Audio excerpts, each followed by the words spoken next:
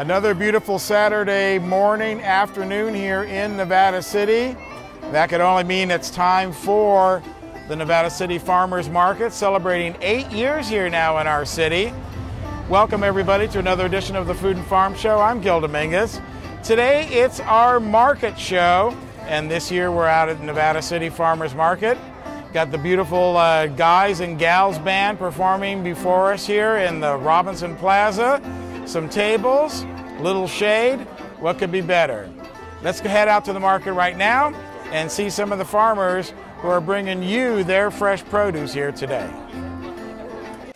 One of the vendors here at the Nevada City Market is Teresa Huck from Huck's Hollow Farm. And Teresa, welcome to the Food and Farm Show. Thank you. Thank you very much.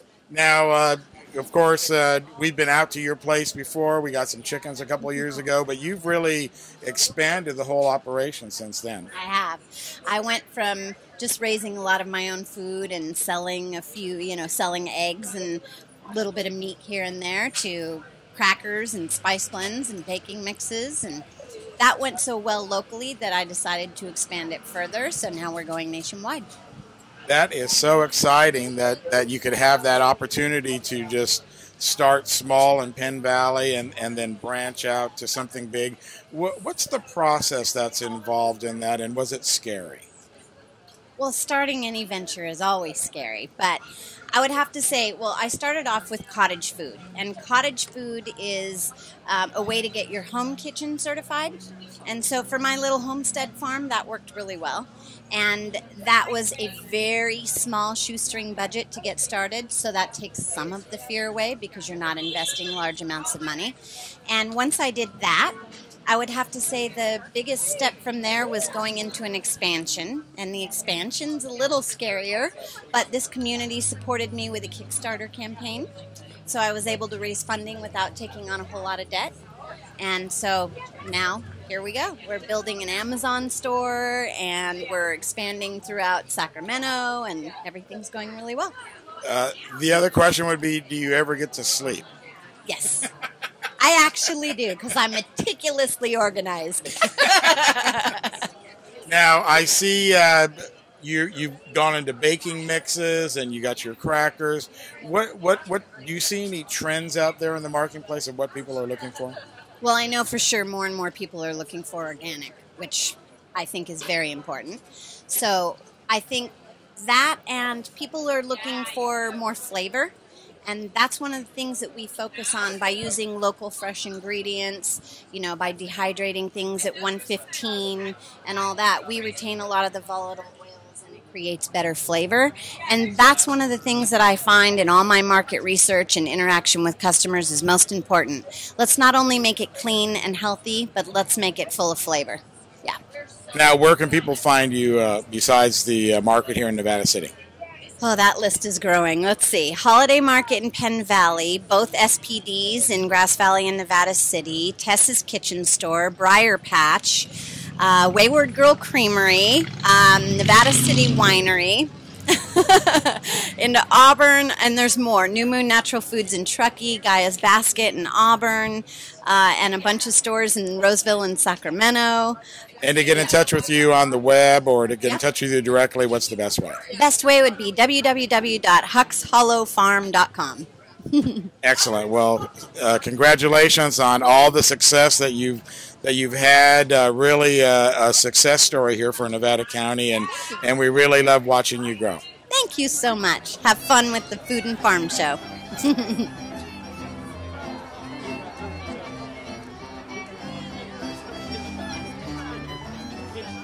We're at SPD Market in Nevada City asking people what they like about SPD. I love SPD Market because I know all the people here, and I've been coming here for a long time. I do all my socializing here, and they're just a great community supporter. I like SPD Market because it's like coming home and seeing all the people I've known for years. And that's why people love SPD Markets in Nevada City and Grass Valley. It's time to visit the newly remodeled B&C True Value Home and Garden Center. The new B&C has completely changed for your shopping convenience. Their new expanded garden center has everything you need, including expert advice on trees, shrubs, and perennials. Check out their new website and the new spring hours. And thank you for voting B&C the best hardware and building supply in 2012. So start right, start here at B&C True Value Home and Garden Center.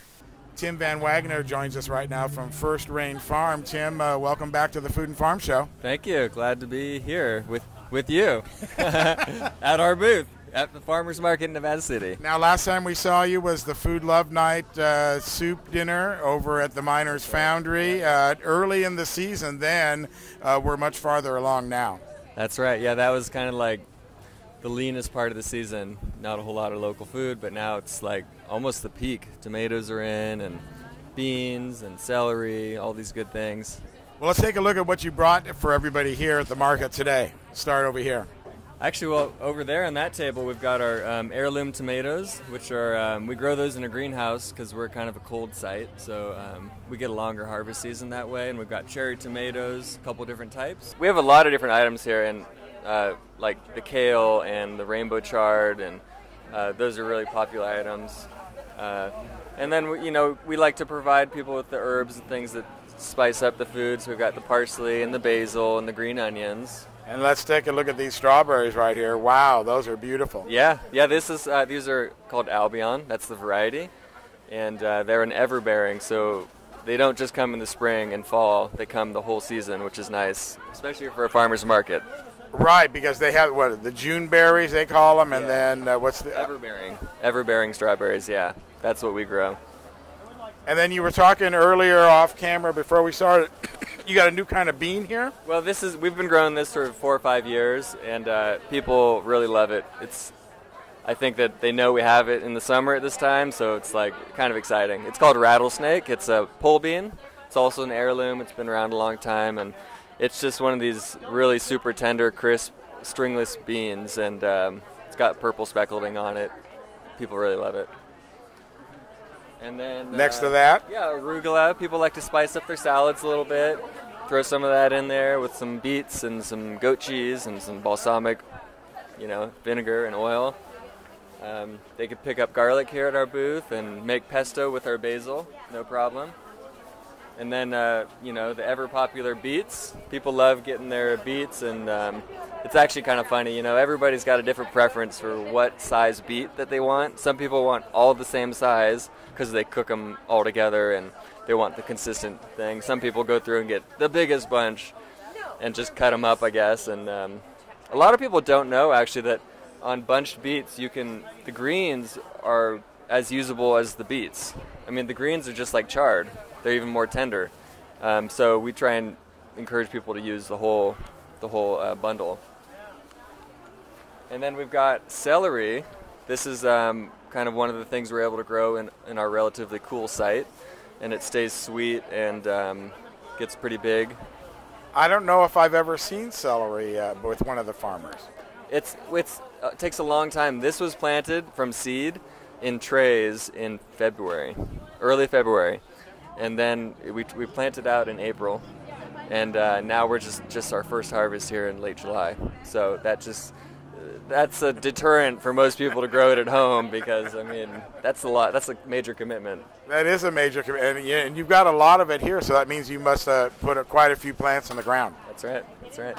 And then this is kind of our standard variety of carrot. It's called Scarlet Nance. It's an old variety of carrot that has really good carrot flavor and good crunch to it. Grows well in all seasons. You would think it would, just because of how the girth of it. I mean, these are some, not the little skinny carrots that you find in the store. They'll start smaller like this, and then depending on the spacing out in the field, you might find larger or smaller ones if it's more dense or less. Right.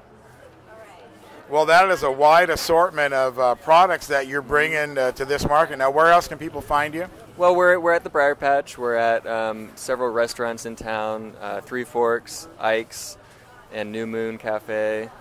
We also sell up to Tahoe now through an organization called the Tahoe Food Hub, which is essentially a local foods distributor.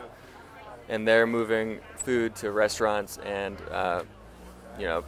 private communities and grocery stores up there in the Tahoe area. It's so exciting to see the progress that First Rain has made over the years. When you think back to the very beginning, could you imagine that it would be like this right now?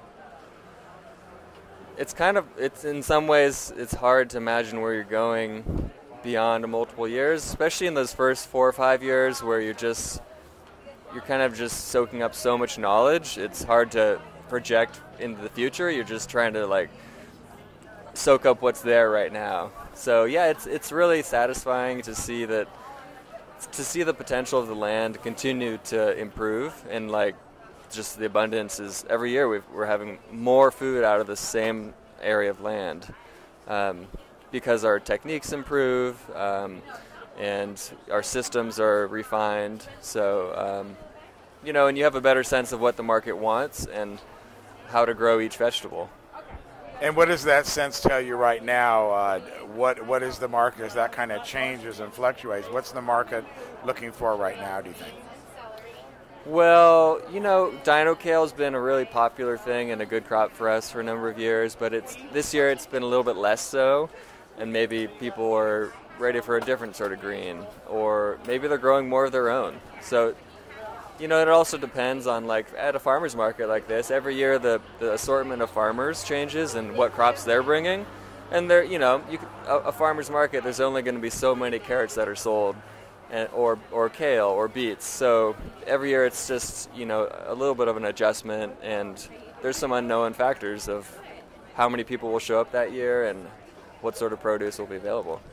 And speaking of people growing things at home, of course, we're in the midst of a serious drought situation here. Have you noticed that people aren't growing at home and spending those dollars more with you rather than investing in their own watering or tending their garden?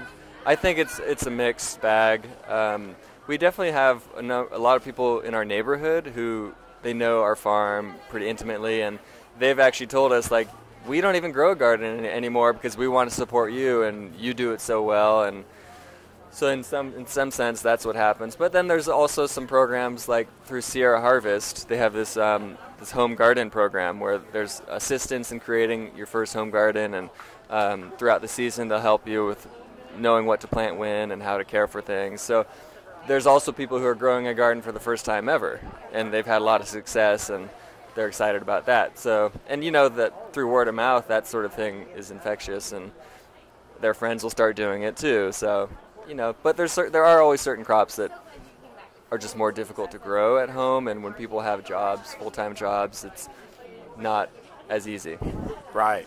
All right, well, listen, thanks a lot for spending a few moments with us here. You got a very busy shop going. You got bins out there in front. Looks like some potatoes out there. We have a couple different types of potatoes and loose carrots and lots of abundance. Well, there's an abundance of customers, and that is so good for you guys, and always happy to check in with you and see what's going on at First Rain.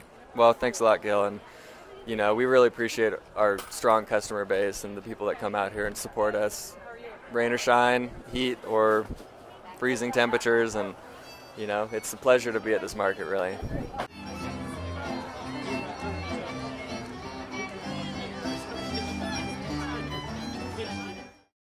Anything Green Hydroponics is your source for hydro systems, grow lights, and soils. Anything Green offers a complete range of organic nutrients as well as fungicides, miticides, and predatory bugs. Anything Green Hydroponics has just received this year's soil. Get your totes, pallets, or individual bags. Stay tuned for future workshops. It's all at Anything Green Hydroponics. Greg's Organics is a certified organic farm located on West Main Street in downtown Grass Valley. Taste the love of locally grown CCOF certified organic tomatoes. Greg's Organics specializes in unique, rare, and highly sought-after varieties. Greg's Organics are sold only to the best supermarkets, health food stores, restaurants, and school districts. Greg's Organics, taste the love!